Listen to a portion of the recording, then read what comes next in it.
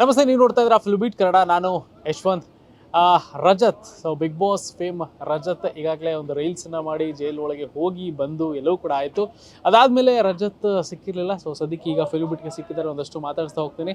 ನಮಸ್ತೆ ರಜತ್ ಅವ್ರೆ. ನಮಸ್ತೆ sir, after a long time. ಹೇಗಿದ್ದೀರಾ? ಹೇಳಿ. ಚೆನ್ನಾಗಿದ್ದೀನಿ ಸರ್, ನೀವು ಚೆನ್ನಾಗಿದ್ದೀರಾ? ಚೆನ್ನಾಗಿದ್ದೀನಿ, thank you so much. So Bigg Boss ಆಯಿತು. ಬಿಗ್ ಬಾಸ್ ಆದಮೇಲೆ ಒಂದು ರಿಯಾಲಿಟಿ ಶೋ ಚೆನ್ನಾಗಿ ಆಗ್ತಾ ಇತ್ತು. ಆ ಒಂದು ರಿಯಾಲಿಟಿ ಶೋ ಟೈಮಲ್ಲಿ ಸೊ ಒಂದು ರೀಲ್ಸ್ ಆದಮೇಲೆ ಜೈಲು ಜೈಲ್ ಆದ್ಮೇಲೆ ರಿಲೀಸ್ ಆದ್ಮೇಲೆ ಅದ್ಭುತ ಜೀವನ. ಹೆಂಗಿತ್ತು ರೀಲ್ಸ್ ಮಾಡೋ ಟೈಮು? ಯಾರು ಅನ್ಕೊಂಡಿದ್ರ ರೀಲ್ಸ್ ಮಾಡ್ಬೇಕಾದ್ರೆ ಹಿಂಗಾಗತ್ತೆ ಅಂತ? ಇಲ್ಲ ಸರ್, ಕನ್ಸಲ್ಲೂ ಅನ್ಕೊಂಡಿರ್ಲಿಲ್ಲ. ಅಂದರೆ ನಾರ್ಮಲ್ ರೀಲ್ ಅಲ್ವಾ, ಎಲ್ಲರೂ ಮಾಡ್ತಾರೆ ಏನು ಅಂತ. ಆಮೇಲೆ ನನಗೆ ಅದು ಕೊಟ್ಟಿದ್ದ ಕ್ಯಾರೆಕ್ಟರ್ ಅದು ದರ್ಶನ್ ಸರ್ದು ನನಗೆ ಕ್ಯಾರೆಕ್ಟರ್ ಕೊಟ್ಟಿದ್ದರು. ಸೊ ನಾನು ಸ್ವಲ್ಪ ವಿಭಿನ್ನವಾಗಿ ಕಾಸ್ಟ್ಯೂಮ್ ಮಾಡೋಣ ಅಂತ ಪ್ಲ್ಯಾನ್ ಮಾಡ್ಕೊಂಡ್ವಿ. ಬಟ್ ಆದರೆ ಅದು ಈ ಮಟ್ಟಕ್ಕೆ ಹೆಸರು ಮಾಡುತ್ತೆ, ಈ ಮಟ್ಟಕ್ಕೆ ಟ್ರೋಲ್ ಆಗುತ್ತೆ, ಆಮೇಲೆ ಅದರಿಂದ ಜೈಲಿಗೆ ಹೋಗ್ತೀವಿ ಅಂತ ಕನ್ಸಲ್ಲೂ ಅಂದ್ಕೊಂಡಿರಲಿಲ್ಲ. ಯಾರೋ ಪುಣ್ಯಾತ್ಮರು ಮಾಡ್ತಾವ್ರೆ, ಮಾಡ್ಕೊಳ್ಳಿ ಅಷ್ಟೇ. ಓಕೆ, ಈಗ ರಿಯಾಲಿಟಿ ಶೋ ಅಂತ ಬಂದಾಗ ನೀವು ದರ್ಶನ್ ಫ್ಯಾನ್ ಅಂತ ಫಸ್ಟಿಂದನೂ ಈಗ ಅವ್ರ ಪರವಾಗಿಲ್ಲ ಮಾತಾಡ್ಕೊಂಡು ಬಂದಿದ್ದೀರಾ. ಎಲ್ಲೋ ಒಂದು ಕಡೆ ಒಂದಷ್ಟು ಜನ ಟಾರ್ಗೆಟ್ ಮಾಡ್ತಾ ಇದ್ದಾರೆ ಅಂತ ಅನಿಸ್ತಾ ಇದೆ ನಿಮಗೆ? ಅದನ್ನು ನಾನು ಹೇಳೋ ಅವಶ್ಯಕತೆ ಇಲ್ಲ ಸರ್, ಜನಕ್ಕೆ ಗೊತ್ತಾಗ್ತಾ ಇದೆ. ಸೊ ಟಾರ್ಗೆಟ್ ಯಾಕೆ ಮಾಡ್ತಾ ಇದ್ದಾರೋ ಏನೋ ಗೊತ್ತಿಲ್ಲ. ಬಟ್ ನನ್ನ ದಾರಿಲಿ ನಾನು ನಡ್ಕೊಂಡು ಹೋಗ್ತಾ ಇದ್ದೀನಿ ಸರ್, ಪೀಸ್ಫುಲಿ. ಈಗ ರೀಲ್ಸ್ ಮಾಡಬೇಕು ಅಂತ ಅಂದಾಗ ನಮಗೇನು ಇರಲ್ಲ, ನಮ್ದು ಏನೋ ಒಂದು ಮಾಡಬೇಕು ಅಂತ ಇರುತ್ತೆ. ಒಂದು ಮಚ್ ತಗೊಂಡು ರೀಲ್ಸ್ ಮಾಡಿದ್ದು ಇದು ಒಂದು ರೀತಿಲಿ ಬೇರೆ ರೀತಿ ಕಾಣಿಸ್ತಾ ಇದೆ. ಸ್ಟಾರ್ಟಿಂಗ್ ಡೇಸಲ್ಲಿ ಏನೂ ಆಗಲಿಲ್ಲ, ಹೋಗ್ತಾ ಯಾವಾಗ ವೈರಲ್ ಆಯಿತು ಆ ಟೈಮಲ್ಲಿ ಇವ್ರಿಗೆ ಮಾತ್ರ ಈಗ ವೀಲಿಂಗ್ ಮಾಡೋರಿಗೆಲ್ಲ ಬೇರೆ ಬೇರೆ ಥರ ಹೇಳ್ತಾ ಇರ್ತಾರೆ. ಇವ್ರು ಮಚ್ಚಿಟ್ಕೊಂಡು ಈ ಥರ ಮಾಡಿದ್ರಲ್ಲ, ಇವ್ರ ಮೇಲೆ ಕೇಸ್ ಹಾಕಲ್ವಾ ಅಂತ ಒಂದಷ್ಟು ಕಮೆಂಟ್ಗಳು ಬಂದ ಮೇಲೆ ಅದು ಸ್ವಲ್ಪ ಒಂಚೂರು ಶುರುವಾಗಿದ್ದು ಹತ್ಕೊಳ್ತು. ಇಲ್ಲ, ಅದು ನಾವೇನು ಒರಿಜಿನಲ್ ಮಚ್ಚಲ್ಲಿ ಮಾಡಿಲ್ಲ, ಅದು ಪ್ರಾಪರ್ಟಿ ಮಚ್ಚು. ಸೊ ಹಂಗಿದ್ದಾಗ ಅದನ್ನು ಇಷ್ಟು ದೊಡ್ಡದು ಮಾಡೋ ಅವಶ್ಯಕತೆ ಇರಲಿಲ್ಲ. ಬಟ್ ಅದೇ ನಮ್ಮದು ತಪ್ಪಿದೆ, ನಾವು ಸ್ವಲ್ಪ ಕಾನೂನು ತಿಳ್ಕೊಬೇಕಾಗಿತ್ತೇನೋ, ನಮಗೂ ಗೊತ್ತಿರಲಿಲ್ಲ. ನಾವೆಲ್ಲೋ ಲ್ಯಾಕ್ ಆಫ್ ನಾಲೆಡ್ಜಲ್ಲಿ ಮಾಡಿದ್ದು ಅನಿಸುತ್ತೆ. ಇದು ಮಾಡಿದ್ದಾಯಿತು, ಅನುಭವಿಸಿದ್ದು ಆಯ್ತು ಅದರಿಂದ. ಆಮೇಲೆ ಅಲ್ಲೊಂದು ಒಂದು ಕಾಸ್ಟ್ಯೂಮ್ ಇತ್ತು, ಡ್ರೆಸ್ ಹಾಕೊಂಡಿದ್ದು. ಅಲ್ಲಿ ದರ್ಶನ್ ಸರ್ ಅವರ ಒಂದಷ್ಟು ಸಿನಿಮಾಗಳೆಲ್ಲ ಅದರಲ್ಲಿತ್ತು. ಸೊ ಫಸ್ಟ್ ಬಂದಿದ್ದು ಏನು ಅಂತ ಅಂದರೆ, ಸೊ ಕಾಲ್ ಹತ್ರ ಏನು ಒಂದಿತ್ತು, ಅಲ್ಲಿ ದರ್ಶನ್ ಅಂತಾನೆ ಒಂದಿತ್ತು, ಅವರ ಸಿನಿಮಾ ಹೆಸರು. ಸೊ ಅಂದಿತ್ತು.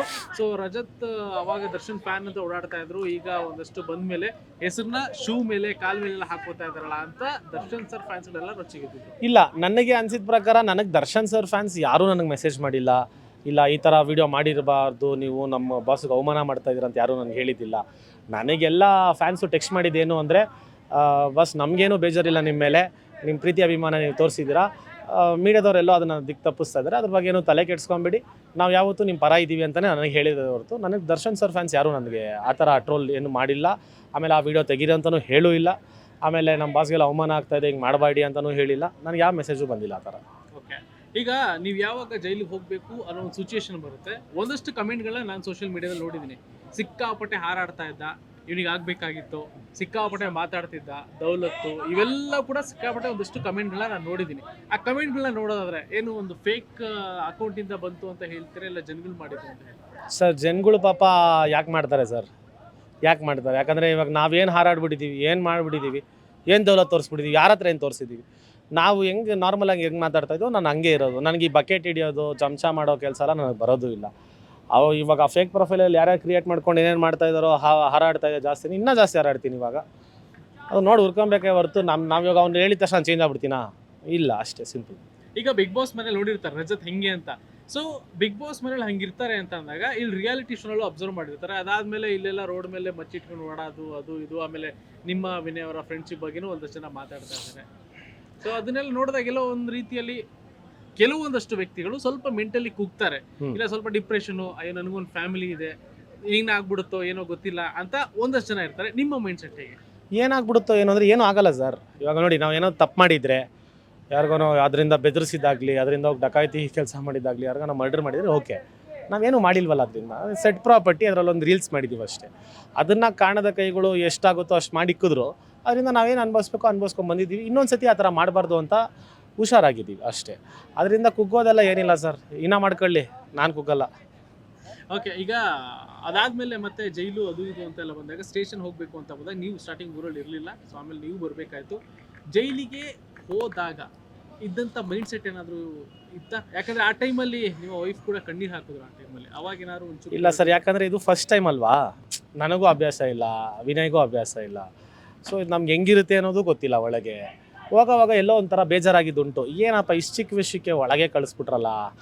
ಅದು ನಮ್ಮಂಥ ಕಲಾವಿದರಿಗೆ, ಇವಾಗ ಬೆಳೀತಾರೋ ಕಲಾವಿದರಿಗೆ ನಮ್ಮ ಜನ ನಮ್ಮ ಪಕ್ಕ ನಿಂತ್ಕೊಂಡು ನಮಗೆ ಸಾಥ್ ಕೊಡಬೇಕೇ ಹೊರತು, ಅದೇ ಇದು ಬೇರೆ ಭಾಷೆ ಕಲಾವಿದರು ಮಾಡಿದರೆ ಅಯ್ಯೋ ಹಂಗೆ ಮಾಡಿದ್ರು ನೋಡು, ಹಿಂಗೆ ಮಾಡಿದ್ರು ನೋಡು ಅಂತಾರೆ. ಇವಾಗ ನಾವು ನಿಮ್ಮವರಾಗಿ ನಮಗೆ ನೀವು ಸಾಥ್ ಕೊಡಬೇಕೇ ಹೊರತು ನಮ್ಮ ವಿರುದ್ಧನೇ ನಿಂತ್ಕೊಂಡು ನಮ್ಮನ್ನ ಒಳಗೆ ಕಳ್ಸೋದು ಯಾವ ಮಟ್ಟಕ್ಕೆ ನ್ಯಾಯ?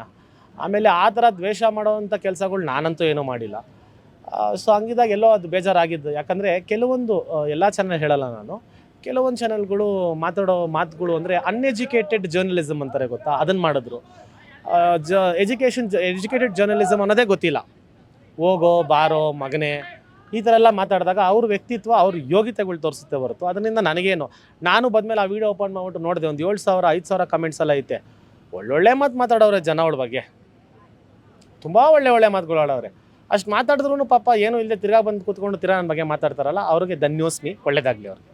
ಓಕೆ, ಸೊ ನೀವು ಯಾವ ಒಳಗಡೆ ಹೋಗ್ತೀರಾ, ಇನ್ನೊಂದಷ್ಟು ಫೇಸ್ಬುಕ್ ಪೋಸ್ಟ್ಗಳಾಗಿರ್ಬೋದು, ಇನ್ನೊಂದಷ್ಟು ನ್ಯೂಸ್ಗಳು ಬರುತ್ತೆ. ರಜತ್ಗೆ ಇದು ಫಸ್ಟ್ ಕೇಸ್ ಅಲ್ಲ, ಈ ಹಿಂದೆನೂ ಒಂದಷ್ಟು ಕೇಸ್ ಇದೆ. ಯಾರೋ ಮೇಲೆ ಹೊಡೆದ್ಬಿಟ್ಟು ಕೂಡ ಅವ್ರ ಮೇಲೆ ಕೇಸ್ ಆಗಿತ್ತು, ಯಾರಿಗೋ ಒಂದ ಮೇಲೆ ಒಂದಷ್ಟು ಹಲ್ಲೆ ಎಲ್ಲ ಮಾಡಿದ್ರು. ಒಂದು 4-5 ಕೇಸ್ ರಜತ್ ಮೇಲಿದೆ, ಇದು ನಾಟ್ ಫಸ್ಟ್ ಅಂತ ಹೇಳಿದ್ರು. 4-5 ಕೇಸ್ ಮಾಡೋಕೆ ನಾನು ರೌಡಿನಾ ಸರ್? ಒಂದು ಕೇಸ್ ಇರೋದು 324, ಅದು ನಮ್ಮ ಚಿಕ್ಕಪ್ಪಂದೆ, ಫ್ಯಾಮಿಲಿ ಗಲಾಟೆ ಅದು. ಸೊ ನಮ್ಮ ಚಿಕ್ಕಪ್ಪನೂ ಮಾತಾಡೋದನ್ನು ವಾಪಸ್ ತೊಗೊಳಕ್ಕೂ ರೆಡಿ ಇದ್ದಾರೆ. ಸೊ ಅದೇನು ತೊಂದರೆ ಇಲ್ಲ, ಫ್ಯಾಮಿಲಿ ಗಲಾಟೆಯಲ್ಲಿ ಆಗಿರೋದು ಅದು, ಯಾವುದೋ ಆಸ್ತಿ ವಿಷಯಕ್ಕೆ. ಅದಾಯಿತು, ಅದು ಮುಗೀತು, ಅವರೇನೋ ಕೋಪದಲ್ಲಿ ಕೊಟ್ಟರು, ಅದನ್ನು ಇವಾಗ ತಗೊತೀನಿ ಅಂತ ಹೇಳಿದ್ದಾರೆ. ಅದೊಂದು. ಆಮೇಲೆ ಇನ್ನೊಂದು ಏನೋ ಆಕಸ್ಮಿಕವಾಗಿ ಎಲ್ಲೋ ಗಾಡಿ ನಿಲ್ಲಿಸಿದಾಗ ಅವ್ರು ಬಂದು, ಅವಾಗ ಅಕ್ಷಿತಾ ಪ್ರೆಗ್ನೆಂಟ್ ಬೇರೆ ಆಗಿದ್ರು. ಅವಾಗ ಅವ್ರ ಮೇಲೆ ಬೀಗ ಹೆಸರು ಎಂಥ ಗಂಡ್ಸಾಗಲಿ ರಿಯಾಕ್ಟ್ ಆಗ್ತಾನೆ. ನೀವು ಬಿಟ್ಬಿಡ್ತಿದ್ರಾ? ಇವಾಗ ಅವ್ನು ಮಾತಾಡ್ತಾನಲ್ಲ, ಅವನು ಕೂತ್ಕೊಂಡು ಕಮೆಂಟಲ್ಲಿ ಅವ್ನು ಬಿಟ್ಬಿಡ್ತಿದ್ನಂತ. ಅದು ಹಂಗೆ ಆಗಿದೆ ಅಷ್ಟೇ. ಏನು ಬೇಕಂತ ಯಾರು ಮಾಡಿದವರಲ್ಲ, ಇಲ್ಲ ಬೇಕಂತ ಏನು ಜಗಳ ಮಾಡೋಕ್ಕೆ ನಾವಿನ್ನು ತಲೆಕೆಟ್ಟಾಯ್ತಾ ನಮಗೆ?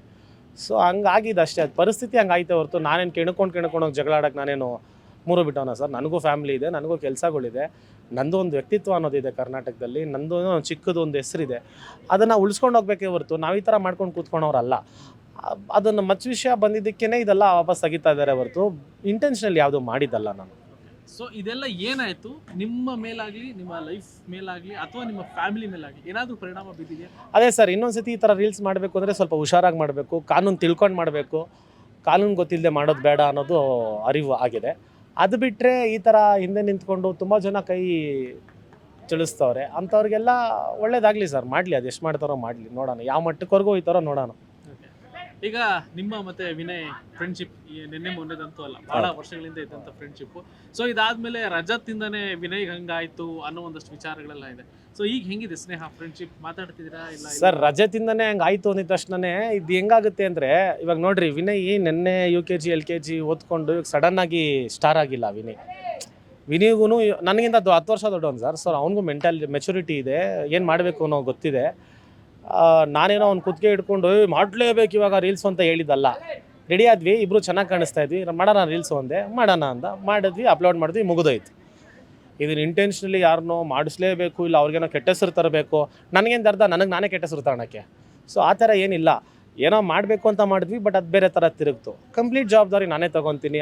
ಪ್ರಾಪರ್ಟಿ ನಂದೇ, ಕಾಸ್ಟ್ಯೂಮ್ ನಂದೇ, ಕಮಿಟ್ಮೆಂಟ್ ನಂದೇ, ವಿನಿನ ಕರೆದಿದ್ದು ನಾನೇ, ಮಾಡಿದ್ದು ನಾನೇ, ಹೋಗಿದ್ದು ಅವನು.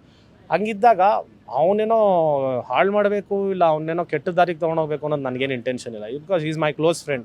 ಕೂತ್ಕೊಂಡು ಕಮೆಂಟ್ ಮಾಡ್ತಾರಲ್ಲ, ಇವ್ನು ನಾವು ಯಾವಾಗಿಂದ ನೋಡ್ತವ್ರಂತೆ ವಿನಿನ, ನಾನು 11 ವರ್ಷದಿಂದ ನೋಡ್ತಾರೆ ಅವನು. ಸೊ ಹಂಗಿದ್ದಾಗ ಫ್ರೆಂಡ್ಶಿಪ್ ಅನ್ನೋದಕ್ಕೊಂದು ಬೆಲೆ ಇರುತ್ತೆ, ಅದನ್ನು ಕೆಡ್ಸೋಕ್ಕೆ ಟ್ರೈ ಮಾಡಬೇಡ್ರಿ ಅಂತ ಹೇಳೋದು. ಇವತ್ತು ಮೆಸೇಜ್ ಮಾಡಿದ್ದ ನಾನು ಇಂಟರ್ವ್ಯೂ ನೋಡ್ಬಿಟ್ಟು, ಮಚ್ಚ ಯಾವತ್ತೂ ನಿನ್ನ ಬಿಟ್ಕೊಡಲ್ಲ ಕಣ, ತಲೆ ಕೆಡ್ಸ್ಕೊಂಬೇಡ ಅಂತ. ನಾನು ಬಿಟ್ಕೊಡಲ್ಲ ಡರ್ಲಿಂಗ್ ಅಂದೆ.